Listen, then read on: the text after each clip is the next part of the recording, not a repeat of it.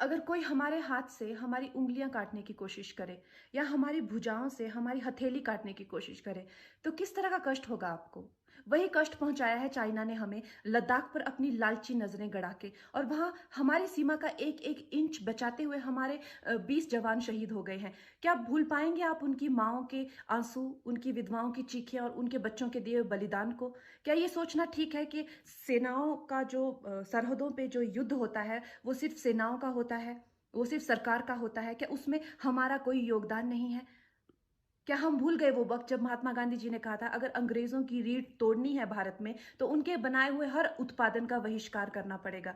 तो क्या ये जरूरी नहीं है कि हम भी इस युद्ध में हिस्सा लें, क्योंकि लद्दाख सिर्फ एक जमीन का टुकड़ा नहीं है, भारत की अस्मिता का एक बहुत बड़ा हिस्सा है, भारत की हथेली है। हम उसे किसी तरह से इस दुश्मनों के उनके गंदे इरादों में सफल नहीं होने दे सकते। तो क्या हम लोगों को इसमें हिस्सा नहीं लेना चाहिए कि जो चाइनीज जितनी भी गुड्स हैं, जितने भी उनके प्रोडक्ट्स हैं, जिन जिन भी कंपनीज में उन्होंने इन्वेस्ट किया हुआ है, उनसे उनको रिटर्न्स आते हैं, रेवेन्यूज आते हैं, ऑर्गेनाइजेशंस हैं, उन सब का बहिष्कार करें, ताकि वो उस संपत्ति से जो यहाँ से इंडिया से इकट्ठी करके जाते हैं, उस संपत्ति से हथियार खरीद के हमारे सैनिकों के सीने छन्नी करते हैं। तो क्या हम उन इस युद्ध में हम चाइना का साथ दे सकते हैं? आप बताइए।